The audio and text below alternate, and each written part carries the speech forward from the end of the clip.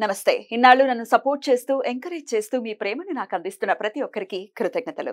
అలాగే ఈ వీడియో కూడా ఖచ్చితంగా మీకు ఉపయోగపడుతుంది. లైక్, షేర్ అండ్ సబ్స్క్రైబ్ చేసి మీ సపోర్ట్‌ని నాకు అందించండి. అలాగే ఈ వీడియో పట్ల మీకున్న అభిప్రాయాన్ని కామెంట్ సెక్షన్‌లో కామెంట్ చేసి తెలియజేయండి. ఇప్పుడు వీడియోని చూద్దాం.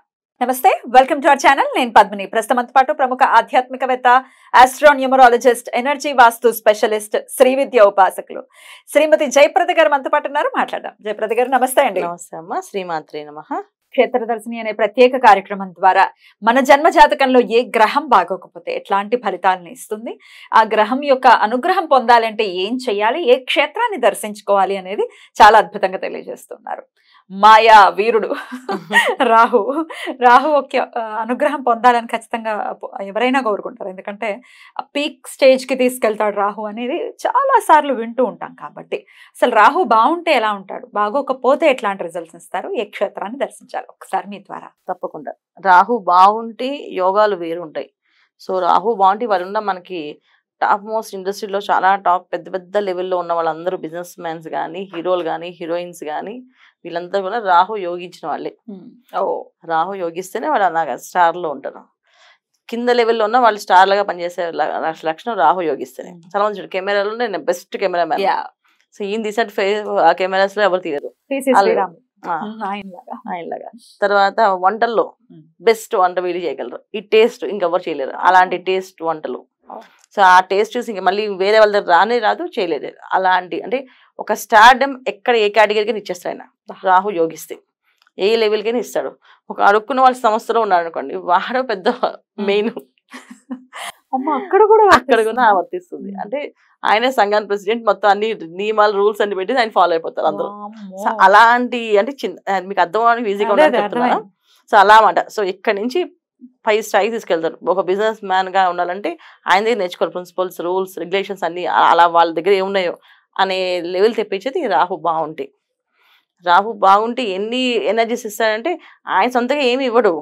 మన జాతకంలో గ్రహాలు ఎక్కడెక్కడ బాగున్నాయో ఆ రాహు ఆ ప్లేస్ లో చూస్తున్నాడా చాలు. శుకుని చూస్తున్నాడా స్టార్డమ్ ఇచ్చేస్తాడు. గురువుని చూస్తున్నాడా వాక్ని ఇచ్చేస్తాడు. సో ఇలా ప్రతి ఒక్క విషయంలో వేసుకుంటూ వెళ్ళి శని భగవాన్ చూస్తాడంటే ఇంక చెప్పక్కలేదు. ఈయన ఇచ్చే ఎనర్జీస్ కంటే ఈయన కొంచెం మనకి రావాల్సిన ఎనర్జీస్ ఇవ్వాల్సిన టైంలో ఇవ్వకపోయినా ఆయన లాక్కుని ఇచ్చేస్తాడు. అందుకే శనివత్ రాహు అని అంటారు. సో ఎందుకంటే శని భగవాన్ కొంచెం లేట్ గా ఇస్తాడు. మనకు అదృష్టం ఉంది ఇస్తాను కంప్లీట్ గా రాని ఆ డే ఆ క్షణం ఆ ముహూర్త టైంకి ఇస్తానంటాడు. రాహు లేదు, వాళ్ళకి రాసి పెట్టుంటే ఇచ్చేయండి ఇప్పుడే అని చెప్పి లాగేసుకుని ఇచ్చేస్తాడు. అంత పవర్ఫుల్ పనిచేస్తాయి. సో ఇలాంటి ఎనర్జీస్ రాహు బాగుంటాయి. బాగా లేకపోతే మహాబద్ధకాన్ని ఇస్తాడు. ఫస్ట్ ఆఫ్ ఆల్ ఇంట్లో చూడండి, సోమరిపోతులా తిని పడుకుని ఉంటారు. వాళ్ళ పేరెంట్స్ బాధపడుతుంటారు. డిగ్రీ అయిపోయింది, బీటెక్ చేస్తాడు, లేకపోతే ఎంబీఏ చేస్తాడు, ఉద్యోగం చేసుకోవట్లేదు, ఉద్యోగానికి వెళ్ళట్లేదు, రాత్రి అంతా లేచి ఉంటాడు ఏదో పెద్ద సాధించేవాళ్ళగా. పగలంతా పడుకుంటాడు ఇంట్లో. ఏమంటే వాదిస్తాడు, కోపము, ఇష్టం వచ్చినట్టు మాట్లాడతాడు, ఇష్టం వచ్చినట్టు మాట్లాడి ఇలాంటి లాంగ్వేజెస్ అంటే అలాంటి లాంగ్వేజెస్ మాట్లాడగలరు రాహు యోగించకపోతే. ఇంకా ఏమి ఇస్తాడు అంటే దురలవాట్లు, అన్ని వ్యసనాలు, అన్ని అలవాట్లు ఉంటాయి. సో ఎవరిని ఎలా మాయ చేయాలనే దాన్ని కూడా రాహు యోగించకపోతే. సో రాహు యోగించకపోతే ఎలాంటి విషయం అంటే అసలు వీడు ఎందుకు బతుకున్నారా అనిపిస్తుంది తల్లిదండ్రులకి. అలాంటి పరిస్థితి తెప్పిస్తారు పిల్లలు. అది యోగించకపోతే ఇబ్బందులు, మామూలు సమస్యలు కాదు.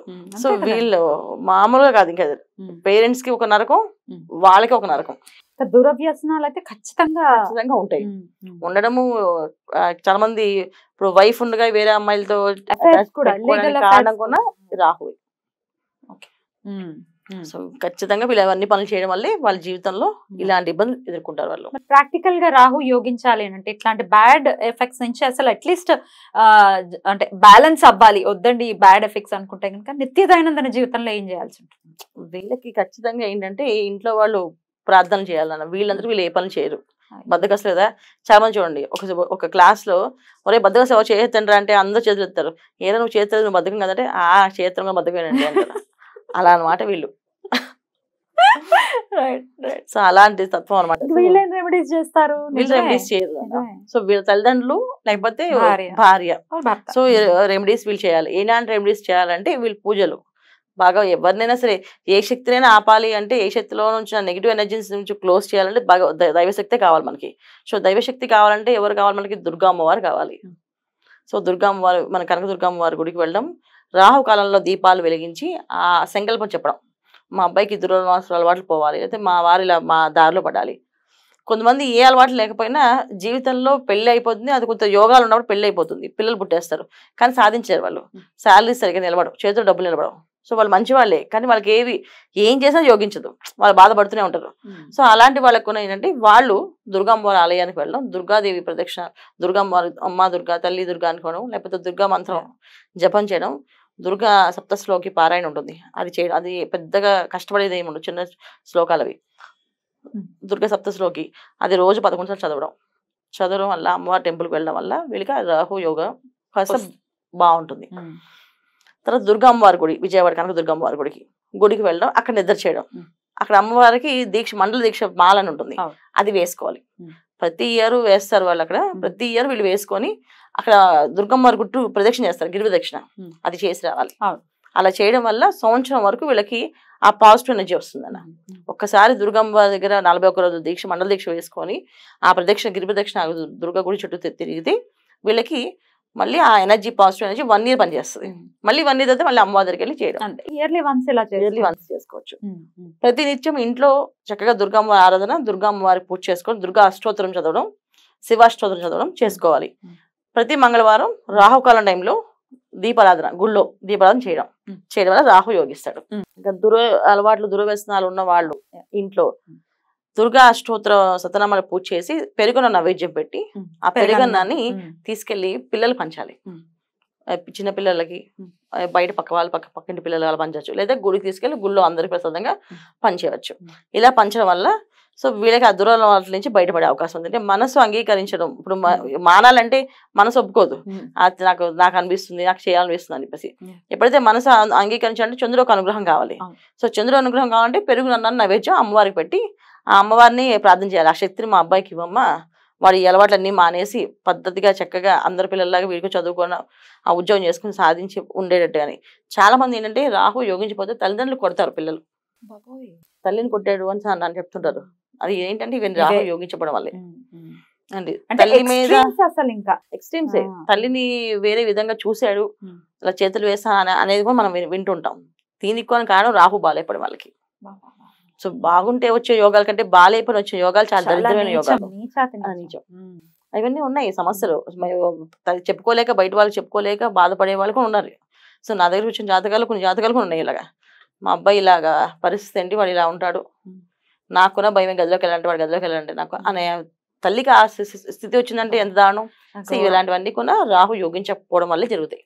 దుర్గమ్మ తప్ప ఇంకా వేరే మార్గం లేదు.